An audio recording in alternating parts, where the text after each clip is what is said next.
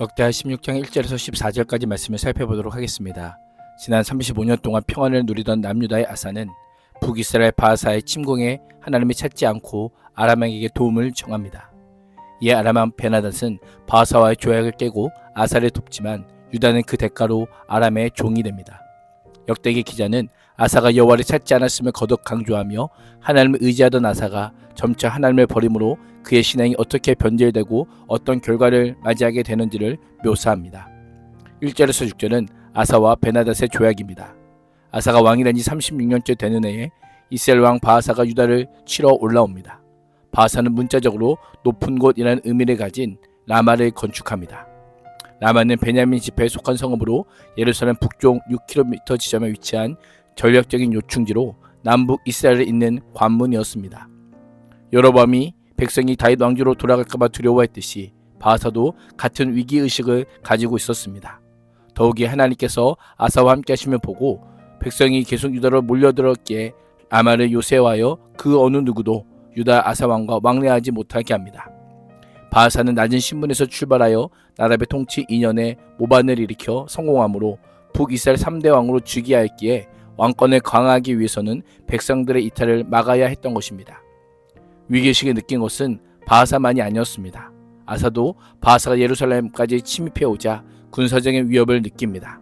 왕이 된 이후로 하나님을 온전한 마음으로 의지했던 아사였지만 이번에는 하나님이 아닌 다메섹의 아람 왕 베나닷을 의지합니다. 이전 같았으면 하나님께 먼저 기도하며 하나님의 인도하심을 구했을 아사가 하나님께 도움을 청하지 않고 왕으로서 감당해야 할 책임과 의무도 저버렸습니다.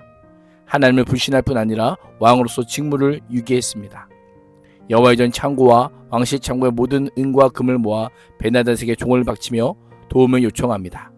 약조라는 표현은 언약이라는 단어와 같습니다. 원칙적으로 베나닷은 바하사가 세운 언약에 목숨을 걸고 이행해야 했지만 아사는 베나닷에게 철저히 파괴해버릴 것을 요청합니다. 금은을 받고 이스라엘의 바하사 왕과 맺은 동맹을 파기하고 북이스라엘을 공격해 달라는 것입니다. 재물과 국익에 혈안이 됐던 베나닷에게 이스라엘과 맺은 언약은 큰 의미가 없었습니다. 언제든지 더 많은 재물과 유익이 된다면 동맹을 깨는 것이 자유로웠던 것입니다. 마음 가는 대로 약소국과 맺은 언약을 깨는 것이 강대국의 횡포이기도 했습니다. 이에 베나닷은 아사 왕의 말을 흔쾌히 받아들입니다. 유다와 조약을 맺음으로 북이스라엘을 공격하여 다메섹에서 지중해로 이어지는 주요 무역로를 장악하고 유다를 속국으로 만들어 조공을 받을 수 있었기 때문입니다. 아사의 변질과 추락은 순식간이었습니다. 하나님께 단 한 번도 묻지 않은 불순종으로 35년의 평안과 오랜 순종을 퇴색시킵니다. 아사는 역사상 처음으로 형제인 북이스라엘과의 갈등에 이방 세력을 끌어들인 유다 왕이 되고 맙니다. 아사와 조약을 맺은 베나닷은 군대 지휘관들을 북이스라엘로 파견하여 이스라엘 북부 북서쪽의 경계에서부터 남쪽으로 내려오며 주요 성읍들을 공격하게 합니다. 바하사는 베나닷이 자신과의 조약을 깨고 오히려 유다를 도와 북이스라엘 공격했음을 알게 되자 더 이상의 피해를 막기 위해 라마 건축을 멈추고 공사를 포기합니다. 아사는 아람한 덕분에 북이스라엘 포위의 공격에서 벗어나게 됩니다. 그러나 기도 없는 동맹, 재물로 맺은 동맹이 결국은 치명적인 덫이 되고 말았습니다. 아사는 베나닷의 도움을 받는 대가로 아람의 영향력 아래 놓이게 된 점을 깨닫지 못했던 것입니다. 그렇습니다. 하나님 없이 문제가 해결될 때에는 문제를 해결해 준 그 대상의 영향력 아래 놓이게 됩니다. 돈으로 해결하면 돈의 지배를 받고 사람으로 해결하면 사람의 지배 아래 놓이게 된다는 것을 잊지 말아야 합니다. 7절에서 10절은 하나님의 책망과 아사의 불순종입니다. 그때 하나님께 선견자 하나님을 보내 유다왕 아사를 책망하십니다. 하나님께서는 아사가 경험했던 두 전쟁을 예로 들어 아사를 질책합니다.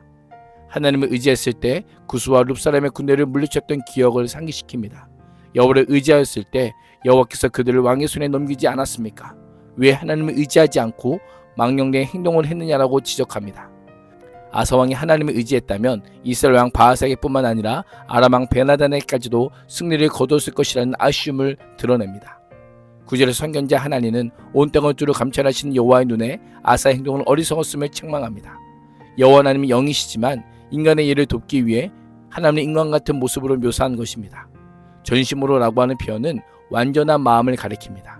완전한 이란 어떤 상황에도 언제나 일관된 태도를 유지하는 것을 의미합니다. 하나님 이 단어를 사용하여 여호와를 찾는 아사의 마음이 일관되지 못함을 지적합니다. 사람의 마음을 살피시고 진심을 보신 하나님은 언제나 변함없이 온전한 마음으로 찾고 의지하는 자에게 은혜를 베푸시는 분이십니다. 하나님의 복은 아무에게나 임하는 것이 아니라 상황과 환경을 초월하여 변함없이 하나님을 의지하는 자만이 받을 수 있음을 기억해야 합니다. 하나님을 통한 하나님의 책망은 아사에게 회개의 기회였지만 아사는 이를 받아들이지 않고 분노하여 하나님을 옥에 가두고 백성들을 학대하는 악행을 범하기 시작합니다. 믿음의 사람도 조급함에 쫓기면 분별력을 잃고 실수할 수 있습니다. 불안과 두려움 때문에 잘못된 길을 걸어갈 수 있습니다. 그러나 책망을 받으면 돌이켜야 합니다. 회개하고 여호와께 돌아와야 합니다. 돌이키지 않고 교만하여 완악한 가운데 머문다면 죄악과 심판만 남는다는 사실을 잊지 말아야 합니다. 11절에서 14절은 아사의 통치 종결부입니다. 아사는 통치 초기 오랜 기간 하나님을 신실하게 찾고 하나님을 향한 전심으로 살았습니다. 그러나 전쟁의 위기 가운데 하나님이 아닌 베네닷을 의지했던 것처럼 이번에도 하나님이 아닌 의사를 찾습니다. 통치 말년에 발에 병이 들어 매우 위독한 순간에도 여호와를 찾지 않습니다. 끝까지 돌이키지 않았습니다. 계속되는 회개의 길을 놓치고 말았던 것입니다. 죽음에 이르는 병보다 우리에게 더 치명적인 것은 영혼이 병들어 하나님을 찾지 않는 것입니다. 하나님을 찾고 하나님께 부르짖지 않는 죄악이 우리를 더 위험에 빠뜨림을 잊지 말아야 합니다.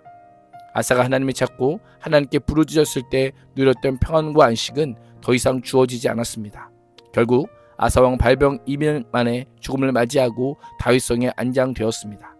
여호와를 전심으로 찾았던 아사의 모습과 여호와를 구하지도 여호와를 의지하지 않았던 아사의 모습을 비교하며 오늘도 두렵고 떨림으로 마지막까지 여호와를 구하고 찾는 인생을 살 수 있기를 주님의 이름으로 축복합니다. 기도하겠습니다. 하나님, 인생의 마지막 순간까지 두렵고 떨림으로 여호와께 구하게 하여 주시고 부르시는 그날까지 오직 주 예수 그리스도를 바라보며 겸손함과 가난한 심령으로 살게 하여 주옵소서. 예수님의 이름으로 기도합니다. 아멘.